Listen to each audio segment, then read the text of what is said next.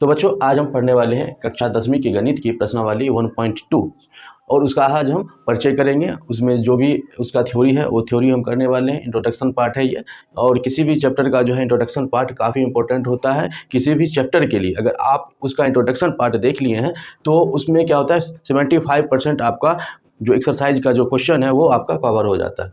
तो इसलिए हम सबसे पहले इसका इंट्रोडक्शन करेंगे, उसके बाद हम इसका उदाहरण, उसके बाद हम इसके एक्सरसाइज पे चलेंगे। तो चलिए आज हम इंट्रोडक्शन पार्ट कर लेते हैं। एक दो एग्जांपल भी यहाँ पे हम सॉल्व करेंगे इस चैप्टर का जो है मेन जो टॉपिक है वो टॉपिक है अभाज्य गुणनखंड विधि। अभाज्य गुणनखंड विधि जो है हमको HCF या LCM निकालना होता है। इस चैप्टर का जो मेन टॉपिक है अभाज्य गुणनखंड विधि से आपको LCM या HCF निकालना होता है। तो अभाज्य गुणनखंड विधि से जो निकालने से पहले हम अभाज्य संख्या को जान लेते हैं, तब जा करके हम इसके मेथड पे चलेंगे। तो सबसे पहले हम अभाज्य संख्या जानते हैं कि अभाज्य संख्या होता क्या।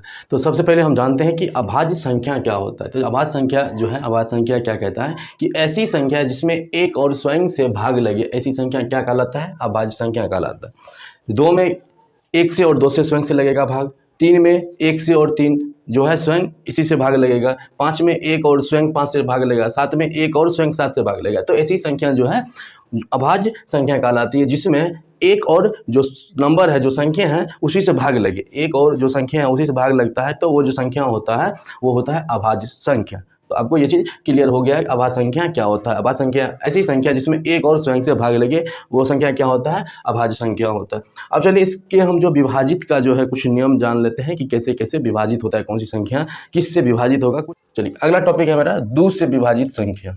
तो 2 से विभाजित होने वाली कौन कौन सी संख्या है, जो संख्या 2 से विभाजित हो सकता है, 2 से भाग लग सकता है। 2 से विभाजित संख्या के यहाँ पे हमने कुछ नियम लिख दिया है। कह रहा है कि ऐसी संख्या जिसकी इकाई अंक पे 2, 4, 6, 8 और 0 रहे, तो ऐसी संख्या क्या होगा, 2 से विभाजित हो जाएगा। मान लीजिए हमने यहाँ पे 42 ले लिया, तो ये संख्या क्या है, 2 से विभाजित है। इसके इकाई स्थान पर कितना है, 2 है। मान लीजिए 50 ले लिया, तो 50 यहाँ पे इसके इकाई स्थान पर कितना है, 0, तो ये भी संख्या क्या होगा, 2 से विभाजित हो जाएगा।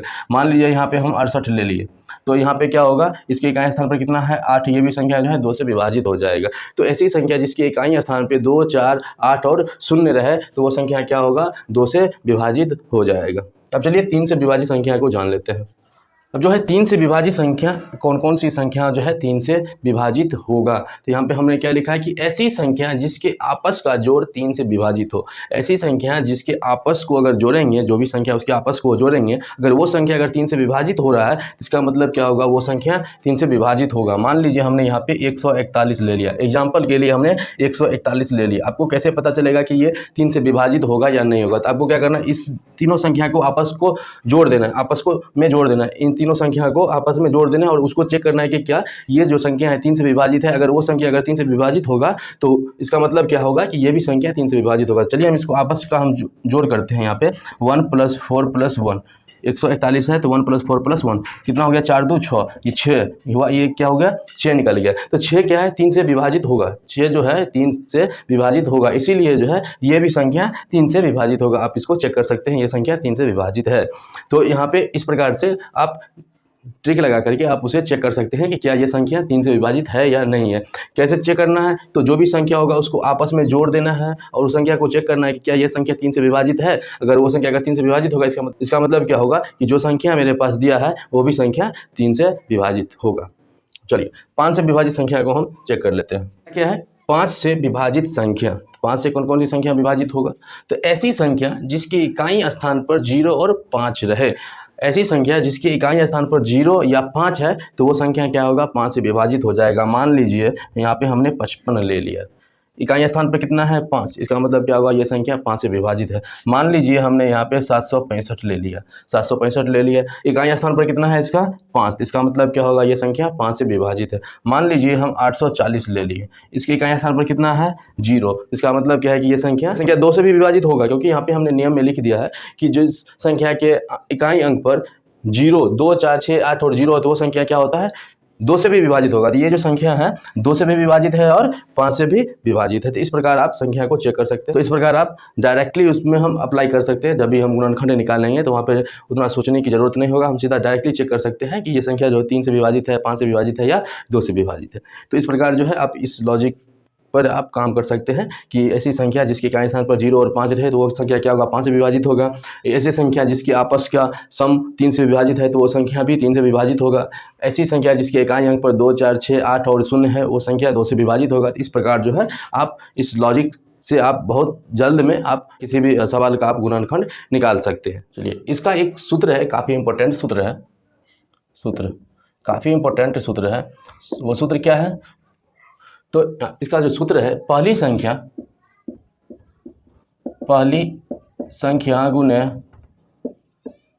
दूसरी संख्या बराबर होता है LCM गुने HCF। ये जो फार्मूला है काफ़ी इंपॉर्टेंट फार्मूला है, आप इन फार्मूलों को हमेशा याद रखें क्योंकि इसी फार्मूले के बेस पे हम यहाँ पे बहुत सारे क्वेश्चन करने वाले हैं।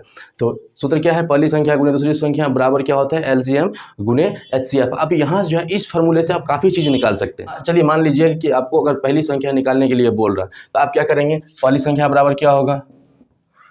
पहली संख्या बराबर क्या होगा? तो ये हो जाएगा LCM गुने HCF बट्टा दूसरी संख्या। क्या हो जाएगा? LCM गुने HCF बट्टा दूसरी संख्या। इसी प्रकार से अगर दूसरी संख्या पूछे, दूसरी संख्या क्या होगा? दूसरी संख्या बराबर वही होगा LCM गुने HCF बट्टा पहली संख्या। इसी प्रकार से अगर LCM बारे में पूछे, LCM निकालने के लिए इस मेथड से, तो LCM बराबर क्या हो जाएगा? तो हो जाएगा ये पहली संख्या गुने दूसरी संख्या बट्टा HCF हो जाएगा।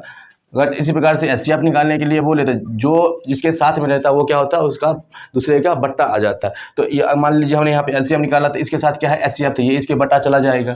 अगर हमको HCF बोल रहा है निकालने के लिए तो HCF के साथ क्या है? LCM, तो ये इसके बट्टा चला जाएगा नीचे में। इसी प्रकार जो पहली संख्या बराबर है तो पहली संख्या के साथ क्या था? दूसरी संख्या, तो ये इसके बट्टा चला गया। यहाँ पे देख सकते हैं, इस प्रकार फार्मूला आप निकाल सकते हैं। इसी प्रकार से अगर HCF बराबर पूछे, HCF बराबर क्या होगा? तो यही होगा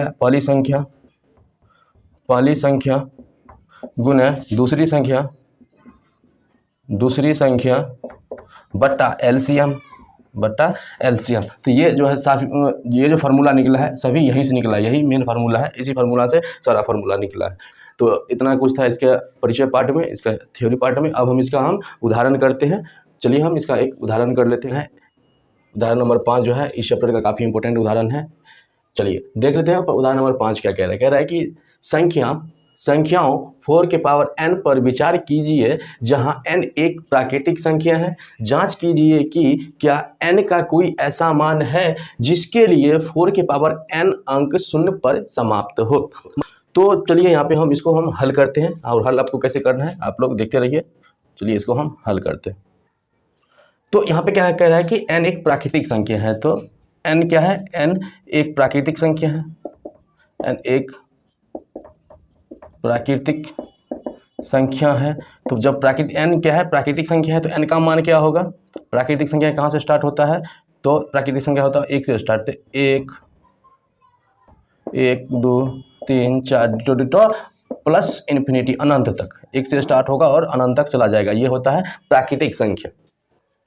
अब यहाँ पे n का मान हमने यहाँ पे लिख दिया। क्या कह रहा है कि n एक प्राकृतिक संख्या है, तो हमने यहाँ पे n का मान लिख दिया है। अब कह रहा है कि 4 के पावर n अंक 0 पर समाप्त होगी। 4 के पावर n अंक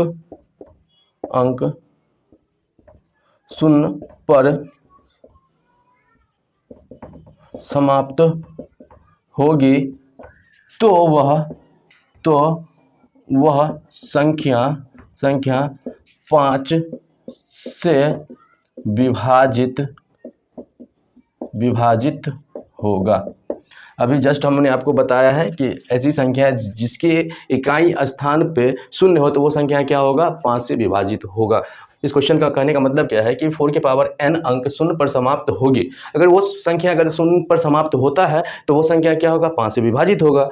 तो यहाँ पे हम इसको चेक कर लेते हैं कि क्या ये जो संख्या है 0 पे समाप्त होता है या नहीं होता। अगर 0 पे समाप्त होगा तो वह संख्या क्या होगा? 5 से विभाजित होगा। तो वही चीज़ हम यहाँ पे इसको हम चेक करते हैं। तो 4 के पावर n, तो यहाँ पे हम इसको 4 के पावर n को यहाँ पे 4 के पावर n को हम यहाँ पे लिख सकते हैं 2 के पावर 2 और उसके पावर n।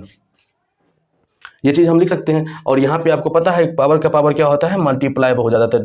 2 के पावर क्या हो गया 2n। आप एक चीज़ यहाँ पे चेक कीजिए कि अगर n का जो है प्राकृतिक संख्या, क्या कह रहा है कि n एक प्राकृतिक संख्या है, तो यहाँ पे n का अगर हम कोई मान रखते हैं, n का कोई भी मान हम यहाँ पे रखते हैं, तो क्या वो संख्या जो शून्य पे समाप्त होगा? नहीं होगा। आप रख करके चेक करके देख लीजिए। तो यहाँ पे आप इसको चेक कर लीजिए, क्या ये जो संख्या है शून्य पे समाप्त होगा? जहाँ पे n क्या है, एक प्राकृतिक संख्या है। अब प्राकृतिक संख्या यहाँ पे हमने आपको लिख दिया है। अब इसमें से कोई सा मान यहाँ पे रख करके चेक कर लीजिए कि क्या ये संख्या जो है शून्य पे समाप्त होता है? ये जो संख्या है कभी शून्य पे समाप्त नहीं होगा। ये जो संख्या है ये 2 से विभाजित होगा। ये जो संख्या हमेशा 2 से विभाजित होगा। इसलिए ऐसी कोई संख्या n नहीं है जिसके